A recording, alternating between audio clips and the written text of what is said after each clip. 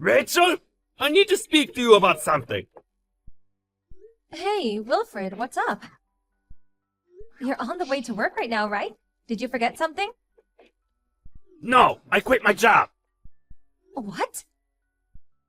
I handed in my notice a little while back. What? What the hell are you talking about?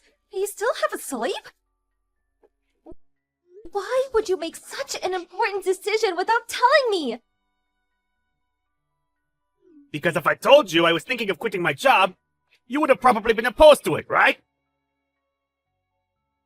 Duh, obviously. And you would have asked me the reason I wanted to quit, wouldn't you? Of course I would have. Right? That's why I quit without telling you. There are so many things wrong with this, I don't even know where to begin. Well, why did you quit then? Well, about that, you see, what happened is... I found true love! Excuse me? My new partner's the daughter of the CEO of a certain company. She made me a coffee when I met her for the first time when I became sales manager for the project with that new client. That became the spark that grew into the burning fire of passion that is our love. When I asked about her family, she told me she was an only child. That means her father expects her to marry someone who will become CEO of his company one day. So what? You're divorcing so you can marry the daughter of a CEO? Doesn't that just make you a gold digger? No, it wasn't like that. It just so happened that the woman I fell in love with has a CEO for a dad. I didn't even find out until a while after. I love her, and she loves me. Our love is the essence of purity itself. I hope you can somehow understand and be happy for the two of us and give us your blessing. I seriously don't even know where to start. You have a son, for crying out loud! What about Peter? Where does he stand in all of this? You should know better than to do something like this as a fully grown man with a 17-year-old son. I accept this isn't fair on you and Peter. But the flames of our burning passion cannot be extinguished. I should have already received my severance package, so I'm willing to send you all of it as compensation. Think of it as my way of saying sorry. I won't go after any of your assets during the divorce either. No, it's not the money I'm upset about, Wilfred. I left the divorce papers hidden under the pillow of the bed I've been sleeping on recently. Divorce papers? I'd like you to sign and hand them in today if possible. I sent you my house key in an envelope, which should be arriving over the next few days. Would you stop moving the discussion forward without even giving me a chance to speak? Anyway, tell me who the hell this CEO's daughter woman is. Do I know her? I don't want you causing her any problems. What? Like I do that? We spent years of our life together. You're my husband, damn it! I think that gives me a right to at least ask questions. That's enough for now. I'm heading over to her place. Make sure you take good care of Peter for me. Don't you dare, Wilfred! Wait!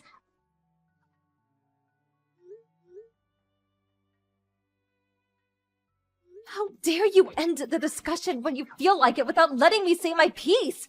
Ugh, I barely recognize you anymore. Rachel, are you there?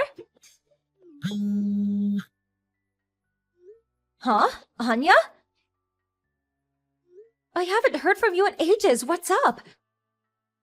Will you please do something about this? This? Wilfred is your husband, right? Sorry, I don't follow. What's going on? He stood outside my house as we speak, and he won't stop shouting! What? What is he shouting? I floated down like a petal on the breeze to be with you, who shines more brightly than anyone else across the earth or the seven seas. The day has come when our love may finally blossom before all men, no longer fearing what other may think, being stopped by nothing or no one ever again. I hereby swear on our eternal love, my precious darling, my honey dove. I think I'm gonna be sick. Please help me, I'm begging you. I'm so sorry to speak about your husband in this way, but from the bottom of my heart, this is the cringiest thing I've ever seen. Besides, it's getting late and he's bothering the neighbors. He's creeping me out big time and I needed to stop. Please do something, anything. Look, you see, the thing is, Anya, me and Wilfred got a divorce. A what? He divorced me out of nowhere over text message just this morning. When I realized he'd even prepared the divorce papers so they were ready to be handed in after I'd signed them, I soon understood. There was absolutely no stopping him. Our son said, "I don't want anything to do with Dad who stabs my mom in the back for some other woman." I'm also pretty set on it myself after the way he treated me. So I went and handed the divorce papers in this evening. What the? So, I hope you understand, but I have to ask you this just in case. But are you and Wilfred having that kind of relationship? No, we are absolutely not! Wow, that was a fast reply. You know I got married 6 months ago, right? Yeah, that's why I was so confused. Sorry for asking you something so weird. It really was just to make 100% sure. I never actually thought you'd do something like that. Oh, it's fine, don't worry about it. Look, the thing is, I have to make it to the airport now, and with Wilfred outside my house acting crazy like this, I'm kinda in a panic, and I don't know what to do. Huh? You're going to the airport at this time? Our flight departs in the middle of the night. Me and my husband are going on our honeymoon. My husband's heading out directly from work, and the plan is to meet him at the station. But I don't feel safe leaving the house with him out there. I see. Give me a minute, Anya. I'm gonna message him. I'm so sorry about all of this. Wilfred. Where are you right now? I can see the red mark on my messages, so you clearly didn't block me. There's something important I want to talk to you about. It's about Anya. What? Anya? How do you know about Anya? I won't let you do anything to her! Think very carefully about what you do next! Nope, that's my line. Anyway, as how for I know Anya, she's the daughter of the CEO of the company I used to work at. We used to see each other nearly every day for years. Huh? Wait, that was before we were married, right? So it must have been, what, over 18 years ago? That's right. We've known each other since we were little kids. She thinks of me as her big sister from another mother. We get along amazingly, and she's always there for me when I needed someone to talk to. Despite not having seen each other in a while, we're still in regular contact. Really? This is a seriously weird coincidence. Now putting that aside, more importantly, Wilfred, where the hell are you right now? And what the hell are you doing to Anya? That poor woman. What am I doing? What do you mean?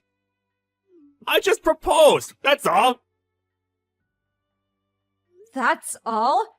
You make it sound normal. What the hell are you doing bothering her at this time of night? Me and you are divorced now. I had to let Anya know how I truly feel about her as soon as possible, day or night, rain or shine. Me and her are soulmates, you know? Have you ever heard the term disturbing the peace? You're causing a nuisance to the neighbors. The police will probably come if you don't cut it out soon. Don't talk silly.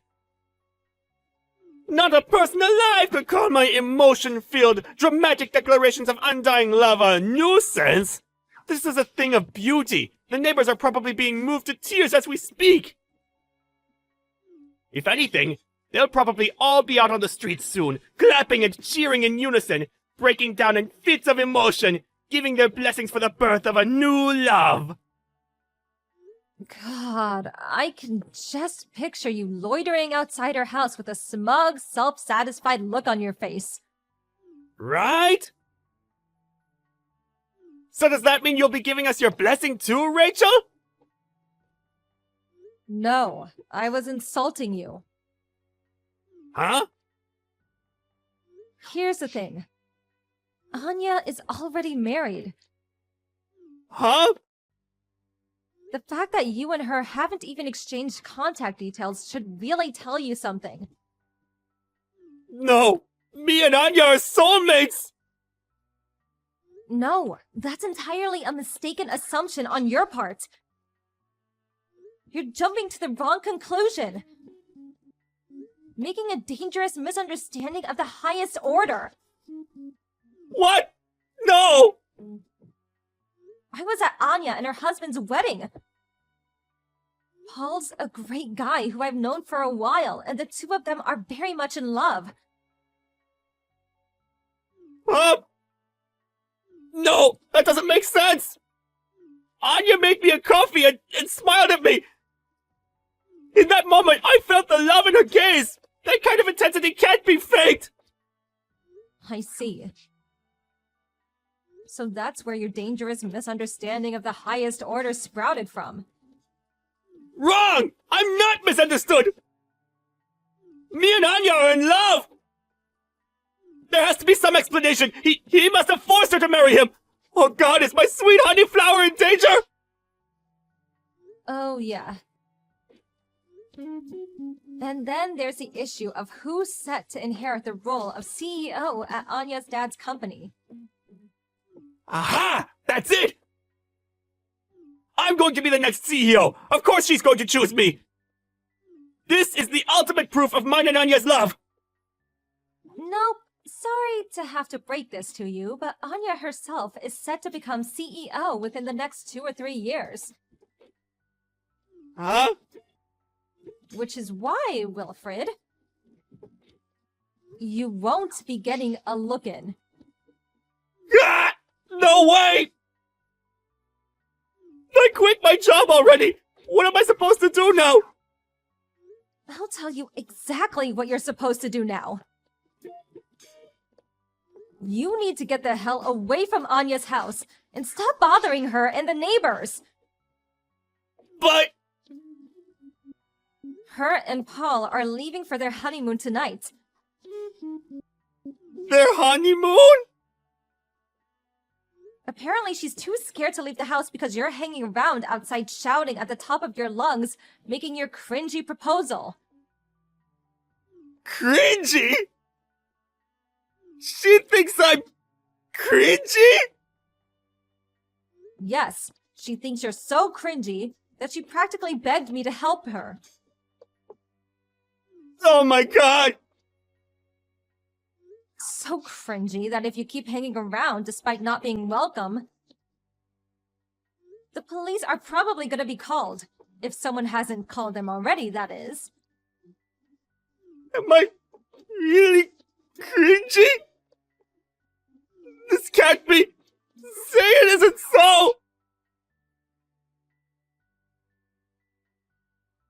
Anya told me that peeping through a crack in the curtains, she saw my ex-husband's expression suddenly shift to one of terror as he hightailed it out of the neighborhood. I was so pleased he knew when to give up, or so I thought. Next, he showed up to what used to be his old home to see me and my son.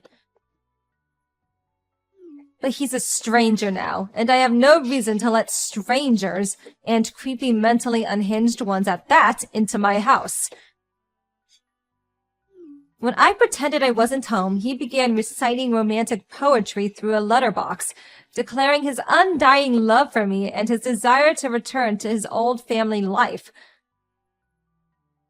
I promptly called the cops, and before I knew it, he was being escorted home in the back of the police car.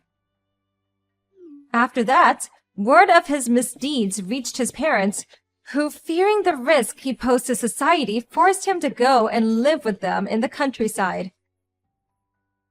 Last I heard, he's looking for a job right now, but between his job prospects looking dim because he's well past his prime,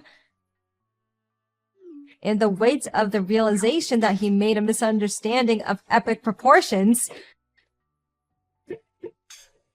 as well as the accompanying hit to his self-esteem, and finally, the sense of loss brought about by realizing his true love thought he was a creepy weirdo, it's probably only a matter of time before his transformation into a full-blown NEET is complete.